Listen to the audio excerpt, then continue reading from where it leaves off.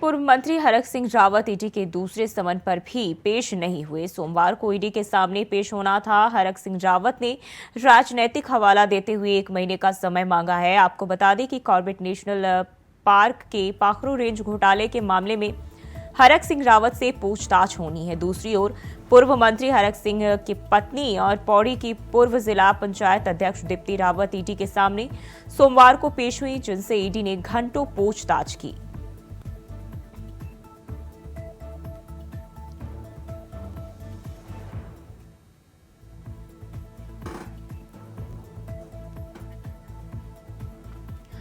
तो हरक सिंह रावत को ईडी का दूसरा समन भेजा गया। बावजूद इसके वह पेश नहीं हुए। राजनीतिक हवाला देते हुए 1 महीने का वक्त उन्होंने ईडी से मांगा है। हालांकि उनकी पत्नी दीप्ति रावत जो है ईडी के सामने पहुंची और घंटों उनसे पूछताछ हुई।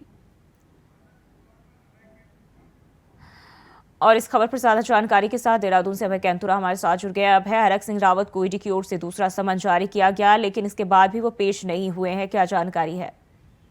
पूर्व कैबिनेट मंत्री हरक सिंह रावत ईडी के सामने पेश नहीं हुए, बल्कि उनकी तरफ से उनके जो वकील हैं उन्होंने 1 महीने का समय यहाँ पर दिया है। जो पत्र ईडी को यहाँ पर भेजा गया उसमें लोकसभा चुनाव का हवाला यहाँ पर दिया गया है। कहा गया है कि इस समय चुनाव की तैयारियां चल रही है और पार्टी के वरिष्ठ नेता होने के तौर पर उनकी तरफ से जो जिम्मेदारियां हैं, पार्टी की जो जिम्मेदारियां, उन जिम्मेदारियों का निर्वहन यहाँ पर किया जा रहा है। उन्होंने कहा है कि वो अपने चुनावी कार्यक्रमों के चलते इस समय प्रदेश के विभिन्न जगहों पर उनका दौरा यहाँ पर चल रहा है। उन्होंने कहा है कि इन चुनावी कार्यक्रमों के चलते वो इस समय ईडी के सामने प्रस्तुत नहीं हो सकते हैं और इसीलिए उन्होंने 1 महीने का समय और यहाँ पर मांगा है। कल उन्हें ईडी के सामने प्रस्तुत होना था, लेकिन वो यहाँ पर नहीं पहुंचे, बल्कि उनके जो पत्र यहाँ पर है वो ईडी को मिल चुका है और अब ईडी की तरफ से क्या कुछ कार्रवाई की जाती है वो आने वाला वक्त बताएगा। लेकिन इतना जरूर कहा जा सकता है कि इस पूरे मामले पर पूर्व कैबिनेट मंत्री हरक सिंह रावत की जो मुश्किल है वो लगातार बढ़ती हुई नजर आ रही है, क्योंकि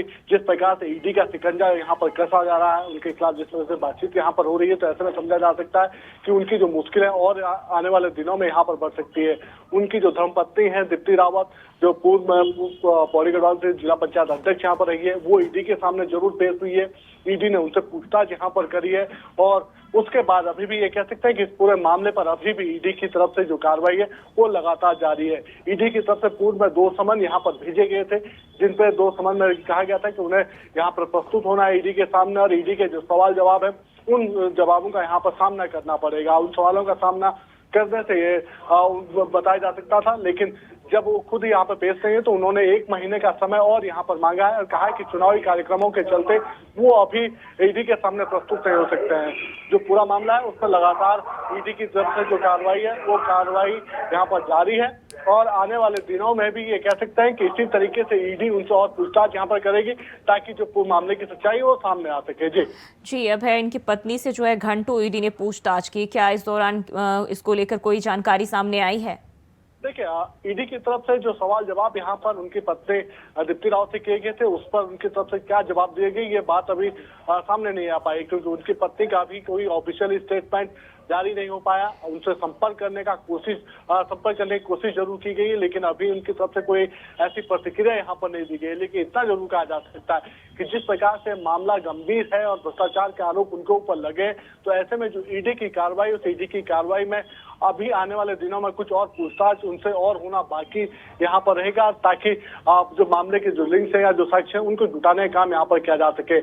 जब तक पूर्व कैबिनेट मंत्री हरक सिंह रावत स्वयं ईडी के सामने प्रस्तुत नहीं होते हैं तब तक अभी कुछ भी कहना इस मामले में जल्दबाजी यहाँ पर कहा जा सकता है। जैसे ही वो ईडी के सामने प्रस्तुत होंगे। बहुत बहुत शुक्रिया आपका तमाम जानकारी के लिए और रुकते हैं।